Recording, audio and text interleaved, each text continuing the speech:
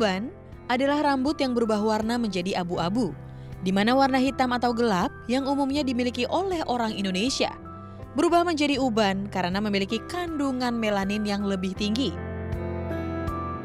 Munculnya uban pun sering dialami seseorang ketika memasuki usia 40 tahun ke atas. Akan tetapi, uban dapat muncul pada usia lebih muda karena adanya faktor genetis. Penyebab adanya uban bisa disebabkan oleh stres yang berlebihan, sehingga memperburuk pigmen rambut. Selain itu, seringnya kita mewarnai rambut bisa menjadi pemicu munculnya uban.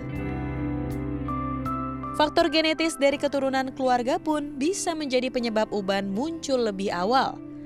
Terlebih ketika kita kekurangan vitamin B12 yang akan mempertinggi resiko rambut beruban di usia muda. Kondisi rambut yang beruban juga akan semakin bertambah saat kita memiliki kebiasaan merokok dan gaya hidup yang tidak sehat. Lalu, bagaimanakah Islam memandang uban ini dan hukumnya jika kita mencabut uban? Saksikan selengkapnya hanya di Cahaya Hati Indonesia. Bismillahirrahmanirrahim. Allahumma salli ala sayyidina Muhammad wa ala ali sayyidina Muhammad. Assalamualaikum warahmatullahi wabarakatuh. Masya Allah, Alhamdulillah Rabbil Alamin. Gimana kabarnya di rumah? Semoga semuanya dalam keadaan sehat ya. Kembali lagi bersama saya Ali Zainal di Cahaya Hati Indonesia. Dan tadi sudah kita awali dengan uban, Masya Allah ya. Emang kalau misalnya ngeliat uban bawaannya pengen nyabut aja. Apalagi kalau di tempat itu gatal banget pas dicabut, enak banget ya Masya Allah ya. Dan itu akan kita bahas, boleh gak sih di Islam ya. Jangan takut punya uban, tema kita yang pertama ya. Yang kedua, rahasia pembuka pintu rezeki. Wah, jangan sampai dilewatin nih ya. Bercanda boleh asal jangan berlebihan. Ini juga penting banget ya. Dan insya Allah nanti kita bertemu dengan guru-guru kita yang dimuliakan Allah Subhanahu Wa Taala. Ada Al Ustadz Kiai Haji Fikri Haikal MZ ya. Dan Kiai Haji Samsul Ma'arif. Dan seperti biasa nanti kita akan ngaji yuk bersama Ustadz Syamsul. Nggak ada salahnya mulai sekarang siapin Al-Qur'annya. Baik, kita akan masuk ke dalam tema kita yang pertama. Jangan takut punya uban bersama guru kita yang dimuliakan Allah Subhanahu Wa Taala, Kiai Haji Fikri Haikal MZ. Guru, assalamualaikum. Waalaikumsalam warahmatullahi. Aduh, ngomongin uban baru kemarin saya suruh anak saya nyabutin, katanya, lah ini abah udah tua banget, katanya udah ada ubannya. Jadi identik kalau misalnya punya uban tua dah begitu katanya ya. Begitu. Begitu ya. Jenggot daripada uban juga ini ya Allah. Baik, guru mohon ilmunya boleh nggak sih dicabut? Karena ada yang bilang jangan dicabut loh. Entah kalau ente mau ke surga kagak ada cahayanya katanya begitu. Nah mohon ilmunya yang benar tuh gimana guru, silakan. Assalamualaikum warahmatullahi wabarakatuh. Waalaikumsalam warahmatullahi wabarakatuh. Bismillah walhamdulillah. Salatu wassalamu ala rasulillah. Sayyidina Muhammad ibn Abdullah wa ala alihi wa sahbihi wa mawalah amma ba'du. Yang mulia para ulama, para kiai, para habaib, para asatiz dan asatizah, saudara-saudara kaum muslimin dan muslimat, para pemirsa yang saya cintai. Tidak ada seorang manusia pun yang hidupnya secara fisik tidak mengalami perubahan. Mulai dari bayi, lalu menjadi balita, tumbuh menjadi anak-anak, berangkat jadi remaja, menuju dewasa sampai memasuki masa tua. Beruntunglah yang tua karena dia pernah mengalami masa-masa muda. Tetapi yang muda belum tentu umurnya sampai memasuki masa tua. Karena itu seseorang yang tumbuh uban diidentikan dengan masuknya masa tua. Walaupun identifikasi itu belumlah tentu ada benarnya. Sebab di zaman sekarang banyak juga yang kelihatannya umurnya masih muda, tapi rambutnya sudah bertabur uban. Persis seperti buah jambu yang terkena oleh bunga-bunganya. Masih muda tapi sudah bertaburan uban. Ini karena faktor genetik dan karena faktor-faktor lainnya. Tetapi pada umumnya seseorang memasuki masa tua dengan berubahnya rambut yang tadinya berwarna hitam pekat menjadi putih mengkilat. Bapak, Ibu, saudara-saudara, para pemirsa yang saya cintai. Nah, dalam Islam, tumbuhnya uban, berubahnya warna rambut kita dari hitam menjadi putih, itu bukan cuma sekedar faktor biologis, tapi lebih dari itu adalah pesan teologis. Ini yang terpenting. Seseorang memasuki masa tua ditandai dengan berubah warna rambut dari hitam menjadi putih, itu lebih dari itu adalah pesan teologis. Apa pesannya? Pertama, seorang muslim, orang-orang yang beriman hendaknya ketika memasuki masa tua mulai beruban rambutnya, dia harus menyadari usianya sudah tidak lagi muda. Kalau usianya sudah tidak lagi muda, maka dia sudah mulai ngerem dalam hidupnya. Kenapa? Waktu berangkat sudah dekat. Ditandai memasuki masa tua, ditandai dengan berubahnya rambut yang tadinya warna hitam menjadi warna putih, beruban. Ini semestinya dijadikan rem. Pesan teologisnya kan begitu. Ingat, ketika sudah beruban, waktu berangkat sudah dekat, siapin bekal yang banyak. Ini kadang-kadang kita terbalik, mohon maaf. Umur sudah cukup, kepala sudah banyak yang putih rambutnya, ini malah makin petang-tang peteng-teng, bikin slogan. Tua-tua keladi, makin tua makin menjadi, maksiatnya malah merajalela. Mumpung hidup cuma sekali, puas-puaskan saja. Rambut sudah banyak yang putih, umur sudah mendekati uzur, malah enggak sadar kalau waktunya pulang sudah mulai mendekat. Bapak, Ibu, saudara-saudara, para pemirsa yang saya cintai. Karena itu orang beriman, ia menyadari perubahan-perubahan seperti itu. Pesan teologisnya yang pertama adalah siap-siap bahwa sebentar lagi kita akan pulang. Menyadari kita akan pulang. Bapak, Ibu, para pemirsa, kita ini kan hidup di dunia perantau nih. Semua kita perantau. Mungkin di perantauan ini kita keenakan. Ada yang sibuk cari harta, pergi pagi, siang, malam, sore, bahkan nggak pulang-pulang. Harta yang dicari, merantau keasikan mencari harta, diingatkan dengan rambut yang beruban. Waktunya pulang sebentar lagi.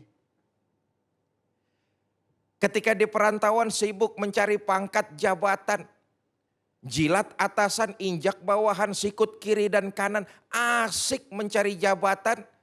Dengan tumbuhnya rambut uban di kepala kita, itu mengingatkan, mas, waktunya pulang sebentar lagi. Orang perantau mah pasti pulang. Salah satu yang mengingatkan orang yang punya akal adalah tumbuhnya uban di kepala kita. Karena itu waktu kita pulang cuma Allah saja yang tahu. Tapi pengingatnya salah satunya adalah uban yang tumbuh di kepala kita. Pesan teologisnya yang ingin disampaikan dengan tumbuhnya uban di kepala kita adalah waktu pulang sudah dekat, perbanyak amal ibadah. Kelihatan orang yang punya akal fikiran menyadari waktu pulang sudah dekat dengan tumbuhnya uban di kepala, kelihatan dari sikap dan perbuatannya. Apa di antaranya? Hidup sudah tidak lagi terlalu tamak. Tamak, rakus, serakah. Dia ganti dengan keserakahan yang menyiapkan dia perbekalan menuju akhirat nanti. Dia Rubah rakus yang tadinya negatif menjadi rakus positif. Rakus positif itu apa? Rakus beribadah. Rakus mencari ilmu. Rakus-rakus, tamak-tamak yang mempersiapkan diri dia agar punya bekal perjalanan begitu pulang menghadap Allah Subhanahu wa taala. Sebab begini Bapak Ibu Saudara-saudara, kalau uban yang tumbuh di kepala kita tidak membawa kesadaran dalam diri, itu nanti bisa sampai kepada penyakit hati muncul di dalam diri kita. Penyakit hatinya apa? Yang tadi saya katakan, dia merasa bahwa hidup cuma sekali, waktunya untuk dipuas-puaskan. Sebagaimana pepatah yang saya sampaikan, tua-tua keladi makin tua makin menjadi-jadi. Ini penyakit hati loh. Serakahnya malah makin-makinan. Sombongnya malah makin-makinan. Kemudian bakhilnya malah menjadi-jadi. Kenapa? Dia berpikir hidup cuma sekali, maka harus dinikmati. Ini persepsi yang salah. Pesan teologis yang ingin disampaikan dengan tumbuhnya uban di kepala kita, waktu pulang sudah dekat. Rubah mindset, harus memperbanyak amal kebaikan. Sikap yang tadinya ada rakus pada diri kita dirubah menjadi rakus yang positif pelan-pelan. Rakus yang positif itu adalah bagaimana kita rakus untuk mengumpulkan perbekalan ketika kita nanti berangkat pulang menghadap Allah Subhanahu wa taala. Nah, Wan Ali berkaitan dengan tadi yang Wan Ali katakan bagaimana tentang mencabut uban.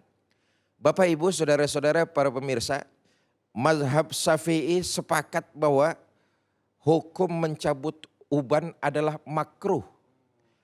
Uban itu bukan cuman uban di kepala yang berupa rambut, tapi uban di jenggot apabila itu dicabut maka hukumnya makruh. Saudara, makruh itu bukan dosa. Tapi enggak disenangi saja. Kenapa enggak disenangi? Karena begini, kata Nabi, man sabba saibatan fil Islam kana lahu nuron yaumal qiyamah. Siapa orang yang tumbuh ubannya, tumbuh uban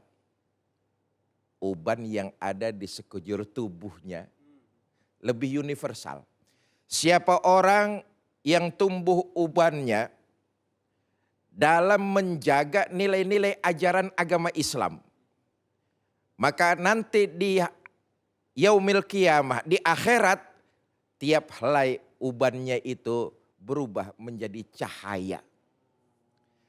Nah, bukan cuma sekedar faktor biologis, tapi keutamaannya adalah itu akan menjadi cahaya buat kita, orang-orang beriman di akhirat nanti.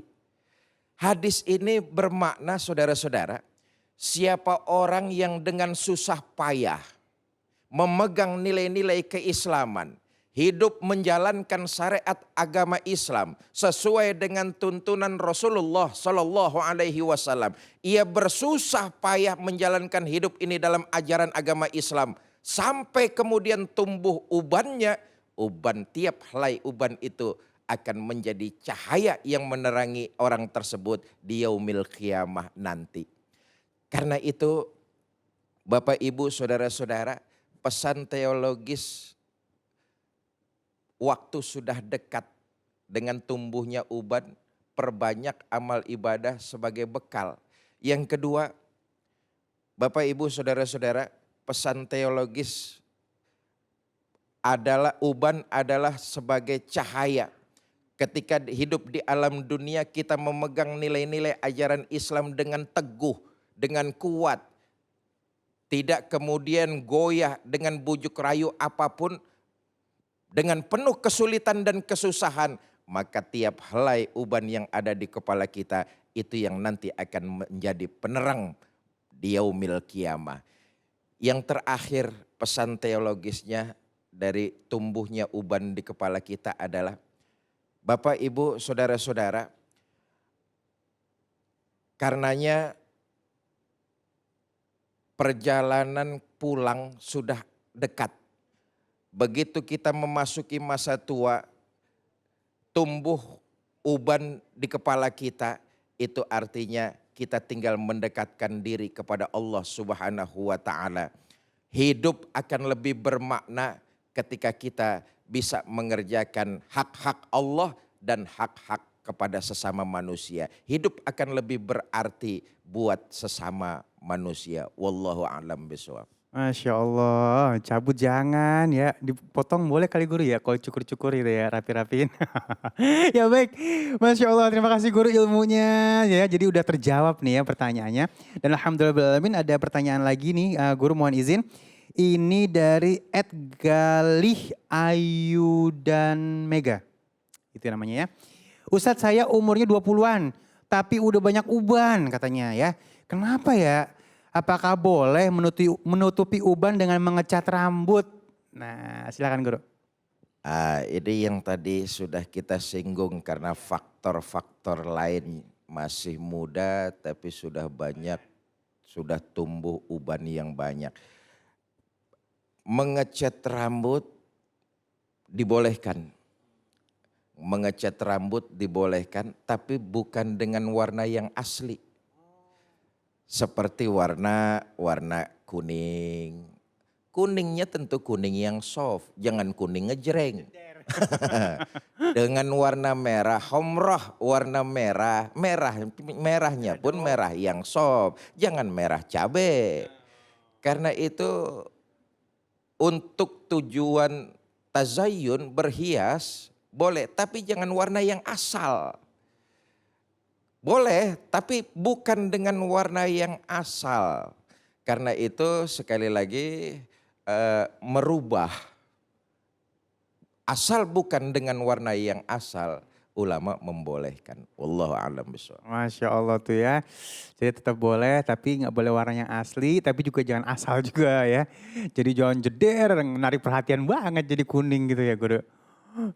Wan Ali saya mau menambahkan boleh ya? Boleh guru. Begini Bapak Ibu, yang ketiga tadi belum saya sampaikan bahwa tumbuhnya uban adalah tanda kewibawaan, tanda ketabahan. Uban yang ada pada diri seseorang itu menandakan ketabahan dan kewibawaan. Ini pernah terjadi. Nabi Ibrahim orang yang pertama menjamu tamu. Nabi Ibrahim orang pertama yang kemudian mencukur kumis. Nabi Ibrahim orang pertama yang berkhitan. Nabi Ibrahim juga orang pertama yang ubanan. Heran, Nabi Ibrahim tanya kepada Allah, ya Allah apa ini? Uban Ibrahim. Kok bisa begini? Buat apa? Buat kewibawaan dan ketabahan. Nabi juga pernah turun beberapa surat Hud, An-Naba, Waqiah dan sebagainya. Itu Nabi seketika rambutnya berubah dari hitam menjadi putih. Karena saking dahsyatnya isi surat-surat tersebut. Jadi menambah kewibawaan dengan nilai-nilai ketabahan. Maka seorang muslim apabila dia beruban, dia akan makin tabah. Dan insya Allah makin berwibawa di mata orang lain. Allah. Amin ya rabbal alamin. Terima kasih guruku. Dan insya Allah sesaat lagi kita akan membahas tentang rahasia pembuka rejeki. Ini dia ya. Insya Allah bersama guru kita yang dimuliakan Allah Subhanahu Wa Taala, Kiai Haji Samsul Ma'arif. Jangan kemana-mana, tetap bersama kami di Cahaya Hati Indonesia.